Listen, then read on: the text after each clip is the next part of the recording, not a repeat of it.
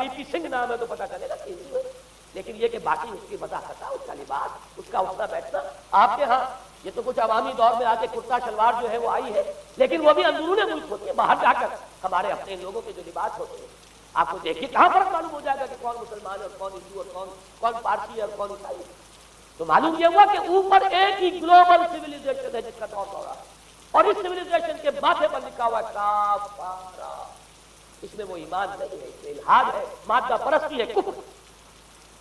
اس میں آخری حدیث جو میں آپ کو سنا رہا ہوں، حضور نے فرمایا آخر من یخرج الیہ النساء، اس فتنے کی طرف پیش قدمی کرنے والا آخری طبقہ ہوگا عورتوں، وہ جب اس تہذیب کی طرف لپکے، یہ طبقہ جب آگے بڑھے گا، یہ جو ہمارے ہاں بھی جلوس نکلتے ہیں، شریعت کا مذاق اڑانے والے جلوس، اسلامی احکام کی نفی کرنے والے جلوس نکلتے ہیں، اور ان کے جس طریقے سے ڈسپلے ہوتا ہے اخبارات کے اندر، جتنا ان کے لیے اعزاز ہے، جتنی ان کے لیے یہاں پر تکریم ہے ہمارے معاشرے کے اندر، اس کو پیش نظر رکھیے۔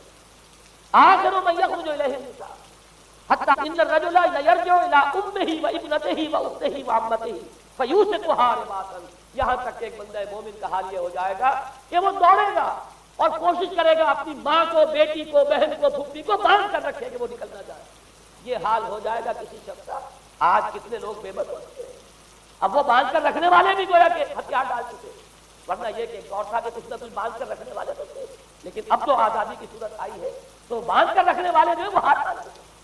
اب تو آپ دیکھیں اچھے بھلے نظر یہ آتا ہے، داڑھی رکھی ہوئی ہے، خود جو ہے وہ مذہبی مزاج کے ہیں، لیکن بالکل بے پردہ تو خاتون جو ہے ان کے سوٹ کے پیچھے بیٹھی ہوئی یا ان کے کار کے اندر ان کی برابر کی سیٹوں پہ بیٹھے جا رہی ہے۔ بے پردگی، یہ اباحیت، ہمارے اخبارات کا جو حال ہے اس کو دیکھیے۔ خدا کے لیے یہ رنگین صفحات بند کرو، لیکن مجال ہے تو کسی کے کان پر نہیں سکتی۔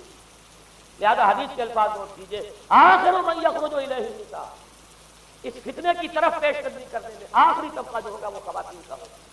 حتی ان الرجل لیرجع الی امہ وابنتہ واختہ وعمتہ، تو یہاں تک کہ آدمی دوڑے گا، پکڑے گا اپنی ماں کو، اپنی بیٹی کو، اپنی بہن کو، اپنی پھوپھی کو، اور اسے باندھ کے کوشش کرے گا کہ کہیں کوئی طریقے سے اس دجالی فتنے کے اندر جو ہے وہ اسی کی پیروی کے اندر گھر چلا نکلے۔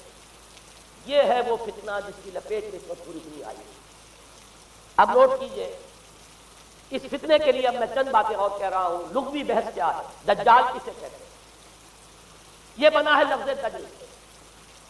دجل اور فریب یہ ہماری زبان میں بھی مستعمل، دجل اور فریب دھوکہ دینے والی ہے، ملمہ، حقیقت کچھ اور اوپر کچھ اور پردہ ڈال دیا گیا، یہ دجل گندمنمائی جو فروشی دجل ہے، فریب ہے۔ اسی کے لیے دوسرا لفظ عربی زبان کا جو قرآن میں کثرت ہے وہ غرور، دھوکہ۔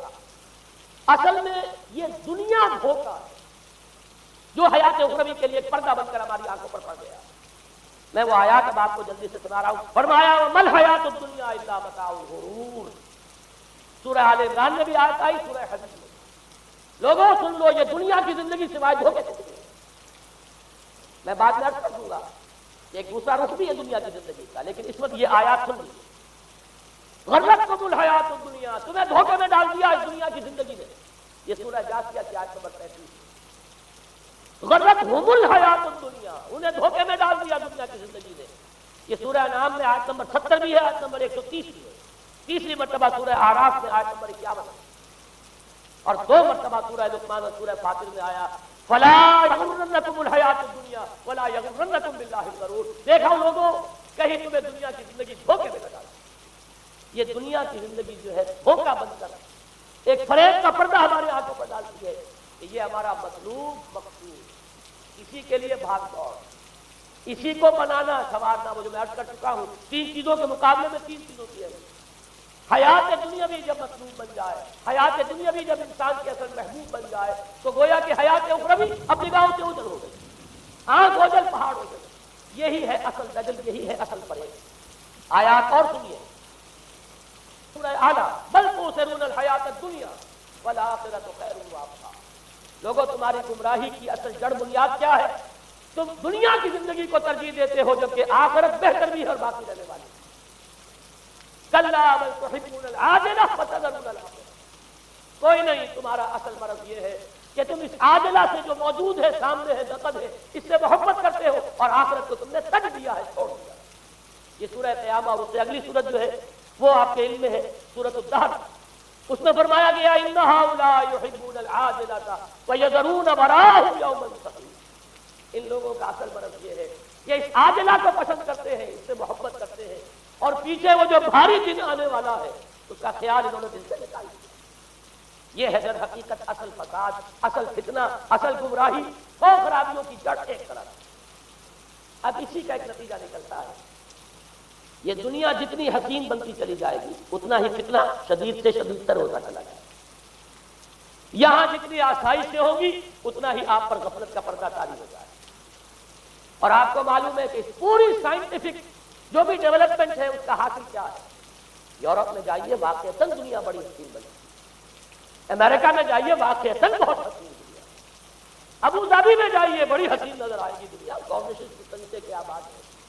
یہ دنیا کا حسن جتنا بڑھے گا اتنا ہی یہ آنکھوں پر اور بھاری پردہ ڈال دے گی، آخرت سے آپ کو غافل کر دے گی۔ یہی دجل ہے، یہی فریب ہے، یہی فتنہ دجال ہے،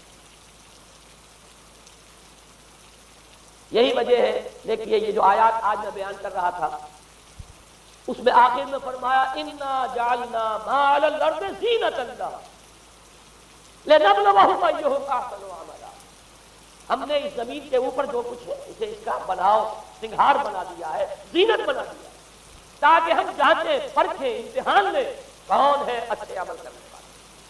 یعنی رخ روشن کے آگے شمع رکھ کر وہ یہ کہتے ہیں ادھر جاتا ہے دیکھیں یا ادھر پروانا آتا ہے۔ اللہ تعالیٰ نے اسی امتحان میں ہمیں ڈالا ہے۔ اس دنیا کی یہ زینت ہے، زیبائش ہے، آرائش ہے، چمک دمک ہے، یہاں کی رونقیں ہیں، ان کو دیکھ کر آدمی ہل جاتا ہے، انہی کے پیچھے پڑ جاتا ہے، حلال سے حرام سے، جائز سے ناجائز سے، صحیح سے غلط سے، جس طرح بھی ہو یہ رونقیں میں بھی زیادہ سے زیادہ اپنے گھر میں لے آؤں، میں بھی اپنے ہاں وہ آسائشیں فراہم کر لوں، میں بھی یہ تمام چیزیں جو ہے جمع کر لوں۔ اسی کے لیے انسان اپنا نہ صرف یہ کہ پوری زندگی کا اثاثہ اسی میں انویسٹ کر بیٹھتا ہے بلکہ دیانت، شرافت، ان سب کو بھی داؤ پر لگا۔ انا جعلنا ما علی الارض زینۃ لها لنبلوہم ایہم احسن عملا، ہم نے زمین کے اوپر جو کچھ ہے اسے اس کا زیور بنا دیا ہے، سنگھار، تاکہ ہم ذرا آزمائیں ان کو کہ آیا یہاں کے ہی اسی حسن کے اندر، اسی رانائی کے اندر گم ہو کر رہ جاتے ہیں، یا اس حسن ازلی وہ اللہ تعالیٰ کا جلال و جمال یہ اس کے طالب بنتے ہیں۔ یہ ہے در حقیقت امتحان۔ اسی کو جیسے کہ حدیث میں بھی آیا تھا، شروع کی آیات اور آخری آیات، آخری رکوع میں فرمایا قل هل ننبئکم بالاخسرین اعمالا، اے نبی ان سے کہیے کیا ہم تمہیں بتائیں اپنی زندگی کی جد و جہد میں، بھاگ دوڑ میں سب سے زیادہ خسارے میں کون رہے؟ الذین ضل سعیہم فی الحیاۃ الدنیا وہم یحسبون انہم یحسنون صنعا، وہ لوگ کہ جن کی بھاگ دوڑ، جن کی محنت، جن کی کوشش وہ دنیا کی زندگی ہی میں بھٹک کر رہے ہیں، اور وہ اپنے کہیں یہ سمجھتے رہے کہ ہم بڑے کامیاب ہو رہے ہیں، بہت اچھے کام کر رہے ہیں، ہم نے اتنی ترقی کر لی، ہم نے یہ کچھ بنا لیا، میں نے یہ جائیداد بنا لی، میں نے یہ کچھ مقام حاصل کر لیا، لیکن مطلوب و مقصود دنیا وَلَّا سَعْيُهُمْ فِي الْحَيَاةِ الدُّنْيَا، انہوں نے دنیا کی زندگی ہی کے اندر اپنی ساری سعی و جہد کو بھٹکا کر رکھ دیا۔ میں اس کا جو دوسرا رخ بتانا چاہتا تھا وہ ایک حدیث کے حوالے سے ہے، اگر آخرت مطلوب و مقصود رہے تو یہ دنیا آخرت کی کھیتی بن جائے۔ حضور نے فرمایا دنیا مزرعۃ الآخرہ، اگر تمہارا مطلوب و مقصود آخرت ہے تو پھر یہ دنیا کے اندر یہ کھیتی ہے، بو گے یہاں تو وہاں کاٹو گے، نیک اعمال کرو، خدمت خلق کے لیے کوشاں ہو جاؤ، لوگوں کی ہدایت کے لیے اپنی توانائیاں جو ہے وقف کرو، خیرکم من تعلم القرآن وعلمہ، اس دنیا میں محنت کرو گے تو آخرت میں جو ثواب پاؤ گے۔ اب دنیا مزرعۃ الآخرہ، اگر آخرت مطلوب و مقصود ہو تو دنیا بڑی قیمتی ہے، اس کا ایک ایک لمحہ بڑا قیمتی ہے۔ حیات دنیا بھی نہ صرف یہ کہ غیر حقیقی نہیں بلکہ بہت قدر و قیمت کی حامل ہے، لیکن اگر پردہ پڑ گیا، آخرت نگاہوں سے اوجھل اور دنیا ہی مطلوب و مقصود، تو یہ دھوکے کی کشتی ہے۔ وَمَا الْحَيَاةُ الدُّنْيَا إِلَّا مَتَاعُ الْغُرُورِ، نہیں ہے دنیا کی زندگی مگر دھوکے کا سامان۔ غرتھم الحیات الدنیا، غرتکم الحیات الدنیا لا تغرنکم الحیات الدنیا، دیکھنا یہ دنیا کی زندگی کہیں تمہیں دھوکے میں نہ ڈالے۔ آخری بات عرض کر رہا ہوں، یہی وجہ ہے سورہ بنی اسرائیل میں بھی آخری لفظ جو پہلے رکوع میں وہ کیا تھا؟ وَأَنَّ الَّذِينَ لَا يُؤْمِنُونَ بِالْآخِرَةِ أَعْتَدْنَا لَهُمْ عَذَابًا أَلِيمًا، اور وہ لوگ نوٹ کر لیجیے وہ آیات، إِنَّ هَذَا الْقُرْآنَ يَهْدِي لِلَّتِي هِيَ أَقْوَمُ، وَيُبَشِّرُ الْمُؤْمِنِينَ الَّذِينَ يَعْمَلُونَ الصَّالِحَاتِ أَنَّ لَهُمْ أَجْرًا كَبِيرًا وَأَنَّ الَّذِينَ لَا يُؤْمِنُونَ بِالْآخِرَةِ أَعْتَدْنَا لَهُمْ عَذَابًا أَلِيمًا۔ یہاں پر ایمان بالآخرہ جو ہے اس کو اہمیت دی گئی۔ جو لوگ آخرت پر یقین نہیں رکھتے ان کے لیے ہم نے دردناک عذاب پڑا۔ اور یہاں پر بھی جیسا کہ سامنے آ گیا سورہ کہف جو ختم ہو رہی ہے جن مضامین پر، وہ بھی وہی آیات ہیں جن کے بارے میں حدیث میں آیا ہے کہ دجالی فتنے سے محفوظ کرنے میں ان کی بڑی تاثیر ہے۔ قل هل ننبئكم بالاخسرين اعمالا الذين ضل سعيهم في الحياة الدنيا وهم يحسبون انهم يحسنون صنعا اولئك الذين كفروا بآيات ربهم ولقائه فحبطت اعمالهم فلا نقيم لهم يوم القيامة وزنا۔ یہ وہ لوگ ہیں جنہوں نے اپنی رب کی آیات کا انکار کیا، جن کی دنیا ہی مطلوب و مقصود بن کر رہ گئی، چاہے وہ کہیں ہم قرآن کے ماننے والے ہیں اور محمد کے عاشق ہیں صلی اللہ علیہ وسلم۔ اولئک الذین کفروا بآیات ربهم ولقائه فحبطت اعمالهم ولا نقیم لهم یوم القیامة وزنا ذلک جزاؤہم جہنم بما کفروا واتخذوا آیاتی ورسلی ہزوا۔ یہ وہ لوگ ہیں کہ جنہوں نے ہمارے رسولوں اور ہماری آیات کا ٹھٹھا بنایا ہے، اس لیے کہ رسول کہہ رہے ہیں اصل منزل آخرت کی ہے، تم بنائے ہوئے دنیا کو مطلوب و مقصود، تو لاکھ زبان سے اس کے رسول سے دعویٰ کرو، اپنے عمل سے در حقیقت رسول کی تکذیب کرو۔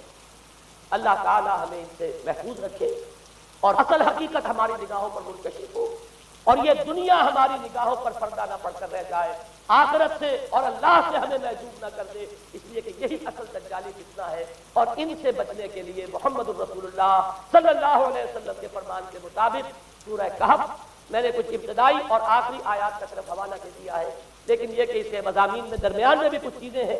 اب میں اس طرح ایک ایک لفظ کے حوالے سے تو آئندہ ان کا تذکرہ نہیں کر سکوں گا، لیکن یہ ہے کہ میں موٹے موٹے مضامین انشاءاللہ سورہ کہف میں اس موضوع سے متعلق آئے بیان کروں گا۔ اقول قولی ھذا واستغفر اللہ لی ولکم ولسائر المسلمین۔